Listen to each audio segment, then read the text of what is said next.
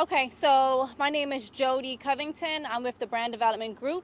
I am the publicist on record for the Mannion family, and we are here to host a press conference, so thank you guys for coming. Just so you know, I will be giving the names of everybody here today. I'll send it via email, or you can collect it before you leave. We're going to have a few individuals speak, which is going to be Chelsea, the lawyer on record, along with Chris, the lawyer on record, attorney Chelsea and attorney Chris. And then we're also going to have one member of the family speak, and then we'll open up for some questions for the attorneys on record after that, okay? Okay, so without further ado, I'm going to introduce Attorney Lewis, and she's going to speak briefly about why they're here and the fact that they've been officially retained by the Mannion family. Good afternoon, everyone. My name is Chelsea Lewis. I'm here with my partner, Chris Kleppen of the KLK Law Firm. It's unfortunate that we are here today, but we are here representing the Mannion family who are behind me. We have Marissa's cousin, Leo, her grandmother, Ivy, her father, Radcliffe Sr., her 4-year-old son, Damari, her mother, Shireen, her brother, Radcliffe Jr., we have Anthony, and the family is here because we are enlisting the support of the media in our fight for justice for Marissa. As you all know, Marissa was killed well before her time when Mr. Porter entered the Anacostia library with a loaded weapon, pointed it at her, pulled the trigger, causing her wrongful death. We're here to support the family in this time of grieving, but we want to make it very clear that we are taking the position that this is not an accident. It's not an accident when you pick up a gun as a trained law enforcement officer, point that gun and pull the trigger. As a result of Mr. Porter's actions and the negligence of a number of parties, the family behind me is being forced to lay their loved one to rest tomorrow. The family is in a state of grieving. They are very much in search of answers as to why this happened. We believe that Marissa's death is completely preventable. So many of us wake up every day and go to work and expect that our employers will provide us with a safe work environment. And in this instance, that did not happen. And this family and our law firm, we want to know why. We're here to investigate the facts of the case and to make sure that everything that we need to do to obtain justice for Marissa is done. The family is hoping that the media will continue to keep Marissa's name out to the public and that people will continue to uplift them in prayer as they go through a very, very difficult time. We are looking for support from the Caribbean community. Marissa's family is of Jamaican descent. Both her mother and father were born in Jamaica, and so far we've received an outpouring of support from the Caribbean community, and we hope that that continues. This is a tragedy, and it's so unfortunate that we have to come and be in front of cameras. The family doesn't want to be here. I don't want to be here. But we're here because of the actions of Mr. Porter and the inactions of those individuals within the Anacostia Library and the DC government. We're hopeful that in this search for justice, we will be able to find answers to the questions that we have. And we're hopeful that we will be able to give the family some solace for the loss of their loved one. But what I want to make very clear is that the death of Officer Mannion should not have happened. It is very clear from what we've investigated thus far that her death was preventable, and the family and our law firm want to ensure that what happened to Officer Mannion does not happen to any other sisters, brothers, cousins, or members of this community. We all have a right to do our jobs and do our jobs in a manner where we're safe. And we want to find out why that didn't happen here and what we can do to make sure it does not happen again. And now I want to turn it over to my partner, Chris Kleppen, to say a few words. Thank you, Chelsea. It is really a sad set of events here And while we're still investigating this, it's clear to us that for someone to bring in a loaded gun into a library and for that to have been pointed at another human being and for that gun to have gone off and now someone is deceased, again, while we're still investigating, we believe, in our opinion, from what we've seen thus far, there was no excuse for this lovely mother and daughter for her life to have been snuffed out when she's only in her mid-20s. And what is also sad is that people might read a snippet of this on the internet, they might read a snippet of it in the paper, they might catch a quick 15 seconds that a news channel might give this on the evening news. But I can tell you, in dealing with the family in this situation, the news really doesn't set forth how a little child is wondering why his mother isn't coming home and why parents are wondering what they're going to do now that their daughter is gone and how to handle it. All of these post-death issues are so difficult when they're just foisted onto a family absolutely out of nowhere, just out of nowhere, and then they're dealing with the aftermath. And it's extremely difficult. It's an extremely difficult time for the family. And as Ms. Lewis said, you heard that they've emigrated from Jamaica. Wonderful people. Came here looking for a better life, and then this is what wound up happening to their daughter.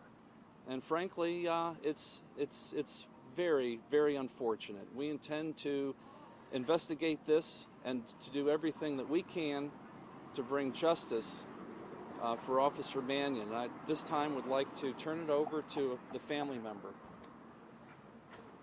Hi, everyone. I'm Leo Richards, Marissa Mannion's cousin. This is the absolute last place my family wished to physically and emotionally be. There is no way to prepare for what my family is going through today. Ultimately, we need answers, not just to help us process what happened, but for also to ensure that this doesn't happen to anyone else. The man that killed my cousin is at home right now, enjoying his own family and his freedoms. He was able to carry a loaded weapon into a government building, killing a mother and an officer of the law, and he was home within a few hours. I have to keep saying that Jesse Porter, he is a civilian like you and I. I say it once again, he is a civilian who was allowed to carry a loaded weapon into this library you see right behind us today. To read that Jesse believed it was a joke to aim a live weapon at a member of law enforcement, my cousin, is absolutely disgusting. Civilians are not allowed to aim their weapons at members of the law enforcement and live to tell about it. I was recently asked a question, what does justice look like for my family? Justice for my family is for everyone that was responsible and had a hand in the death of my cousin to be held liable and responsible to the full extent of the law. I know the authorities would like for my family to simply accept the tragedy was an accident and for us to go away and not hold them responsible. But today is the day. Today is the day that we as a family would like the world to know that we believe that this was no accident and 100% preventable. And we will hold everyone involved responsible because my little cousin, Damari, does not have a mom here today to raise him. I want to thank you for coming. We appreciate the outpouring of love and support from our community and loved ones and friends. Thank you. Okay, so we can take some questions right now. Just let me know who you guys would like to ask a question, and they'll come up and answer the question, okay? This would be for one of the attorneys. Whose name does defendant the lawsuit? Is it the city? Is it the agency? Individuals in particular? Right now, no lawsuit has been filed. What we're doing, as my partner Chris and I mentioned, is investigating the facts and supporting the family. they have not yet laid Marissa to rest, and right now that is our main focus. We're still investigating, but what I can tell you is anybody that is liable in this case will be named as a defendant. What does that investigation look like right now? The investigation involves us getting a ton of documents. We need to find out exactly what the policies and protocols were that were violated in this case. As you all know, the public safety director of the library resigned. We want to get our hands on those communications surrounding that resignation. We want to find out exactly what policies the library had that were violated, and we intend to get that information and put that information together, and once we sit with the family, we'll determine what the next course of action will be. Apparently there was video from the library. Have you been given access to that? Have you seen it? I am aware that there is a video. We have not reviewed the video at this time, and I know that's something that the family is very hesitant about doing. Of course, just the fact that they lost a loved one is enough, but to actually see that live and in color is something that's very difficult and something that they really don't want to do at this time. I can tell you as a part of our investigation, we will be reviewing that video, and we believe that we will be able to obtain relevant information from the video. I know the last vigil I know Radcliffe Sr. had a lot of questions, and now that we know about the resignation of the director, what does the family make of them stepping down following the incident? I don't know if they would like to comment. Sure. Well, I can say from my conversations, they are not surprised that there has been a resignation, and I say that because often these things are forced resignation. Often there's someone at the top saying, you maybe need to find another position. We don't know that that's the case here, but I can tell you the family knew right away when they heard what happened to Marissa that there were policy violations. And we've seen interviews from members of law enforcement that have made it clear that what happened shouldn't have happened. So we're not surprised that there's a resignation. We think that there's more people who should probably be facing some responsibility for what happened, but we're in our investigation hoping to uncover who those individuals are and make sure that they're held responsible. For the family. Jody? I'm sorry. For the family. Okay, what's the question? Sure.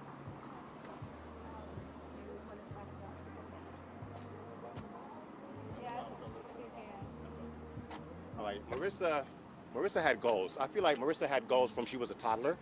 She was walking at maybe 8 months, so she was determined from a young age. And to be here at this location was part of her goal. She started as a security guard and she started to work her way up. But as a child, she played every sport from basketball, baseball, I think it was baseball, anything that she could be a part of, she was in. So she was very athletic. She was, I used to call her a Teletubby baby because she had those bright Teletubby eyes.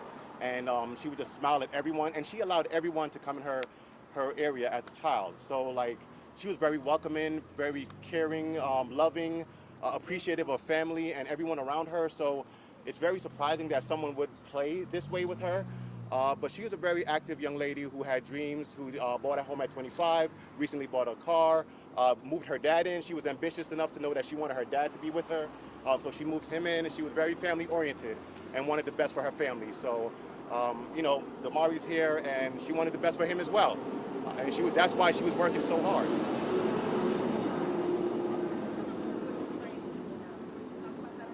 The training, baton training, that's all we heard. Not live weapons training, baton training from a civilian. He's a civilian that did baton training, so she was here to be taught by a civilian. That was the most, he was responsible for people in the room and became the most irresponsible person in that room. Did she ever talk, or did the family ever be concerned about a job insecurity? There are certain dangers associated with that. Yeah, come on. Did you say job insecurity? Job. Yeah. Yeah, no, I don't. We were worried, but for it to be a baton training and for it to be a retired police who should know the difference between a live weapon and a fake one. And then again, like he said, it's a baton training. There is no way a live weapon at that, should have been active in that room. And that was the day she wasn't concerned, because she wasn't concerned. She wasn't going into live weapons training with the civilian. She's going into baton training with the civilian, you know? So there was no concern there. Okay, that's it. Guys, again, for your family, is this your first time back to this location? And if so, how are you? First how are time you feeling? ever to this location. I think the last time we were here, Yeah. This is my first time to the location. It's tragedy. I don't want to be here.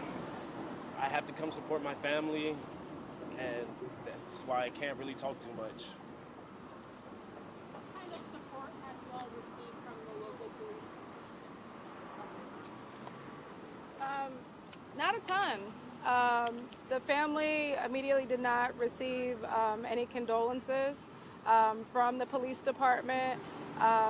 They've received a couple emails, internal emails, not really any expressing condolences, but that's one of the things that the family was disappointed by, was the lack of support that they received from the police department.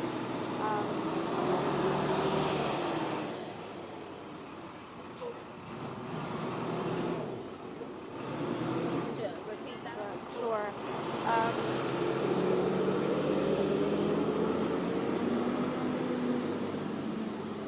As I was saying, the family was disappointed by the lack of support, the lack of outreach that they received from Marissa's employer and the police department.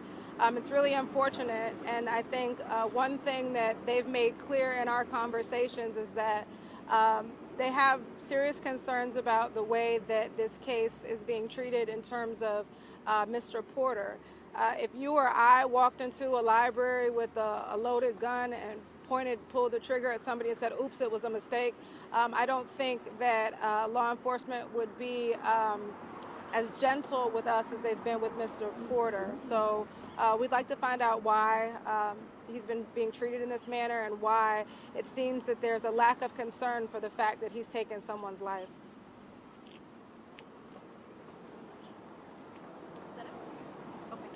Thank you guys so much. So I'll send an email regarding the funeral arrangements. Media are welcome to join us at the funeral. So just let me know if you are able to attend. I'll make sure that you guys have a special area for your cameras and set up. I'll also email you the names of all the family members that have been here today. And of course, we are completely accessible if you have any questions after today as well. We will continue to update media as the case and the investigation is underway. But again, if you have any questions or concerns or anything, feel free to reach out to us and we'll respond immediately. And I just, one more thing, wanted to thank all of you for being here today. The family is very much appreciative of this. We need the media in order to keep Marissa's memory alive. So the family, myself, my partner, we are all very thankful that you all took the time to be here today and took the time to hear the family side of the story as it relates to these actions.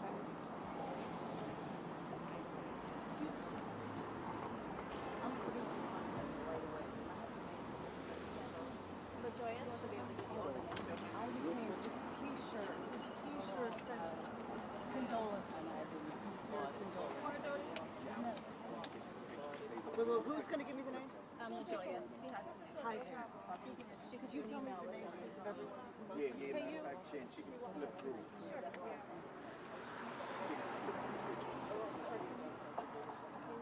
And we just want to get some quick pictures. He wants you to just kind of move through the pictures. Just switch them like we were doing just now.